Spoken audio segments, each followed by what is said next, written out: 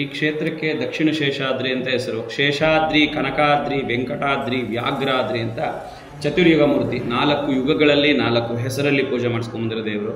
ಇದನ್ನ ಸ್ಥಳ ಮಹಾತ್ಮೆ ಬಂದು ವರಾಹ ಪುರಾಣದಲ್ಲಿ ಬರುತ್ತೆ. ಹಿಂದೆ ಆದಿಶೇಷನಿಗೂ ವಾಯುದೇವನಿಗೂ ಶಕ್ತಿಲಿ ಯಾರು ದೊಡ್ಡವರು ಅಂತ ಒಂದು ಪಂದ್ಯ ನಡೆದಾಗ ಮೇರು ಪರ್ವತಕ್ಕೆ ಆದಿಶೇಷ ಸುತ್ತುತ್ತಾನೆ. ತನ್ನ ಕಟ್ಟನ್ನು ಬಿಡಿಸು ಅಂತ ಕೇಳಿದಾಗ ವಾಯುದೇವರು ಜೋರಾಗಿ ಗಾಳಿ ಬೀಸ್ತಾರೆ. ಆಗ ರಭಸಕ್ಕೆ ಪರ್ವತ ಭೂಮಿ ಮೇಲೆ ಬಿದ್ದು 2 ಹೋಳಾಗುತ್ತೆ. ಒಂದು ಉತ್ತರಕ್ಕೆ ಬೀಳುತ್ತೆ, ಒಂದು ದಕ್ಷಿಣಕ್ಕೆ ಬೀಳುತ್ತೆ. ಇದು ದಕ್ಷಿಣದಲ್ಲಿರೋದಕ್ಕೆ ದಕ್ಷಿಣ ಶೇಷಾದ್ರಿ ಅಂತ ಕರೀತಾರೆ. ಇದಕ್ಕೆ ಉತ್ತರದಲ್ಲಿರೋದು ತಿರುಪತಿ. ಅದು ಶೇಷಾದ್ರಿ. ತಿರುಪತಿಗೆ ಹೋಗೋಕ್ಕಾಗದೇ ಇಲ್ಲಿಗೆ ಬಂದ್ರೆ ಅಲ್ಲಿಗೆ ಹೋದಷ್ಟೇ ಪುಣ್ಯ ಅಂತ. ಹುಲುಗಿನ ಮರಡಿ, ಮರಡಿ ಅಂದರೆ ಬೆಟ್ಟ ಅನ್ನೋ ಅರ್ಥ ಬರುತ್ತೆ ಹಳೆಗನ್ನಡದಲ್ಲಿ. ಹುಲಿಗಳ ವಾಸ ಮಾಡೋ ಬೆಟ್ಟಕ್ಕೆ ಹುಲುಗಿನ ಮರಡಿ ಅನ್ನೋ ಹೆಸರು ಬಂದಿದೆ.